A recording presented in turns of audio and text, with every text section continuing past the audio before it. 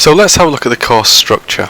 Achieve IELTS has got two levels. The lower level takes students from 4.5 to 0.6 and the higher level from 5.5 to 6 plus. Each level has got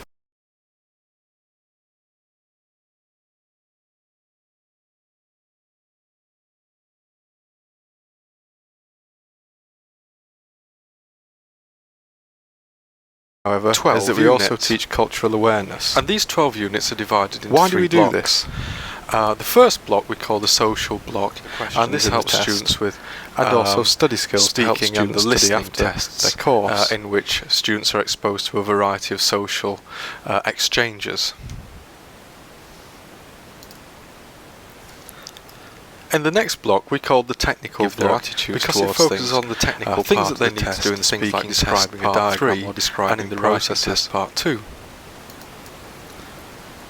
The final block we call the attitudinal block because it encourages students to give their opinions and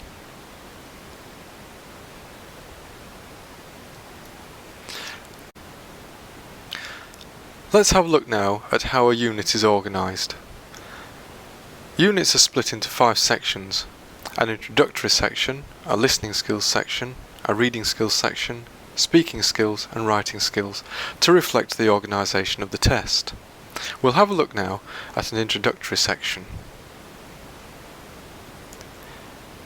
Introduction sections have 3 main roles. They introduce the unit theme in an academic context, they give the students real-life situations, and they give students vocabulary and expressions to use within the unit and hopefully within the test too. We'll have a look now at a listening skills section. Achieve IELTS units are ordered in a logical staged way, and we'll have a look first of all how this is done within units. In this example from level 2 we can see that students first of all are pre-taught vocabulary they will need. Then they take part in a short discussion. Next they do listening skills practice. They listen the first time and complete the form, they listen again, and then they choose A to C. Finally they finish off with a pair work discussion. In the next part of the unit, again, they take part in a warm-up discussion. Then we pre-teach some vocabulary. Next they predict the content of a lecture, then they listen to the lecture and check their answers, then they listen again and complete the notes, and finally finish off with a pair work discussion.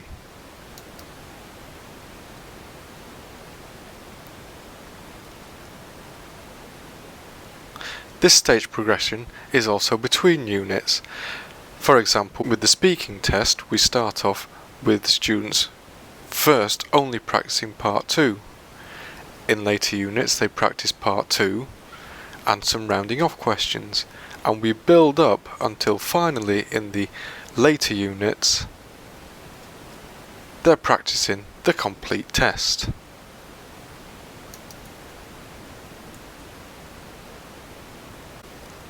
Many teachers and schools will want to know about the grammar syllabus. And Achieve IELTS features a strong grammar syllabus. We start off with the present tenses, go on to looking at directions and amounts, move on to futures and past tenses, look at the present perfect, passives and question forms, comparatives and superlatives, conditionals, modals, relative clauses, and finish with the second conditional and gerunds in level 1.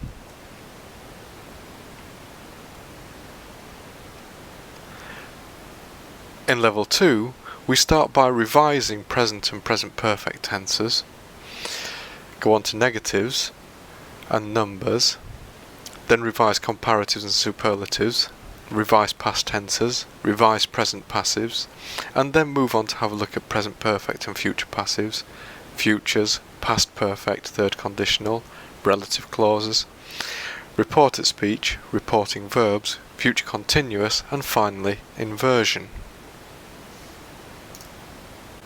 We'll have a look now at test strategies and study skills. As I mentioned before, we wanted to give students useful test strategies. So all the rubrics are very similar to the IELTS tasks and rubrics in the test. We wanted to give genuinely useful strategies and practice them. And here's one. If students ask themselves these 6 questions, it will help them a lot in the writing test, task 1. Here's another example from level 2, in the reading test, where students are asked to match the headings with the paragraphs. One way of doing this is to take the headings and use them to form questions. These questions can then be used to look for the main points in the paragraphs.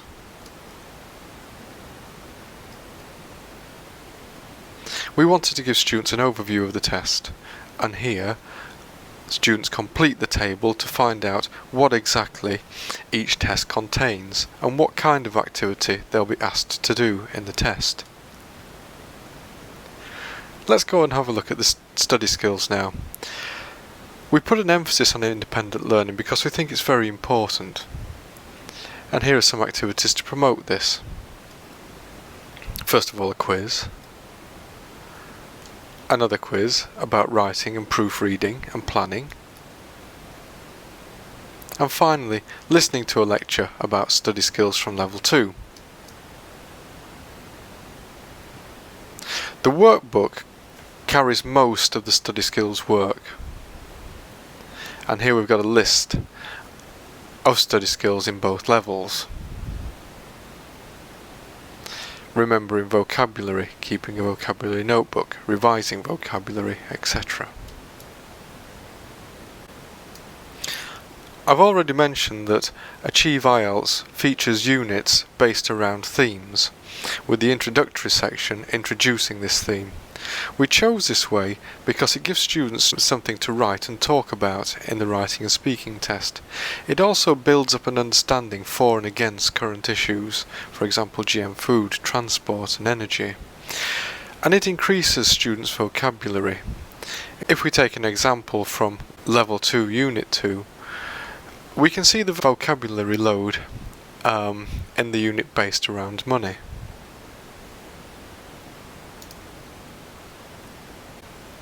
We also tried to make test preparation fun.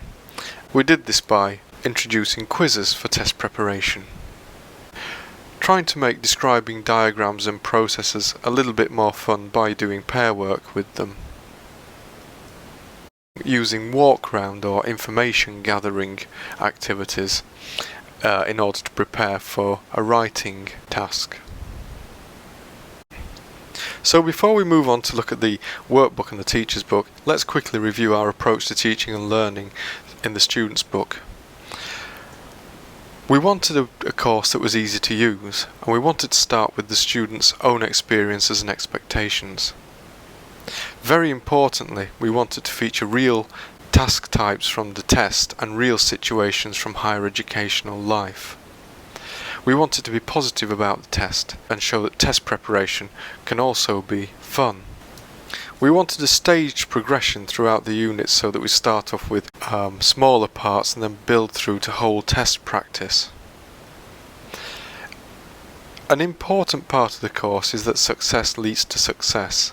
So in the lower levels we tend to focus on the parts that students can be successful in. For example, writing part 1 is easier for lower level students to get good marks in. And finally, we wanted to model, to provide good speaking and writing models for students to follow.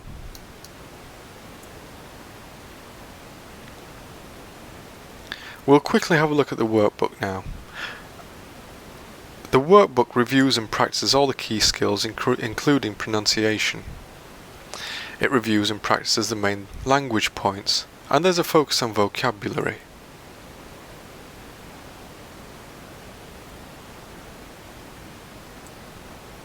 As well as a focus on study skills, which we mentioned previously.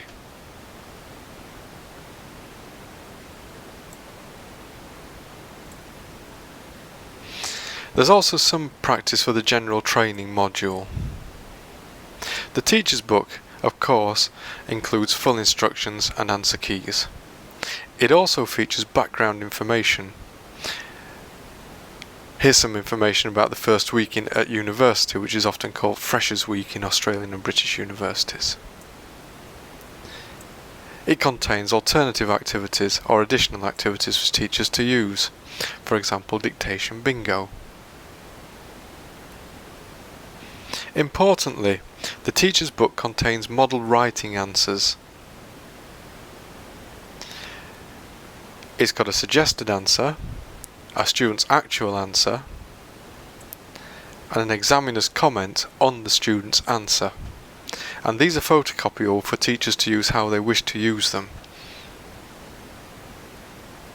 Finally, Achieve IELTS has progress tests for every 3 units which are available for download on the internet.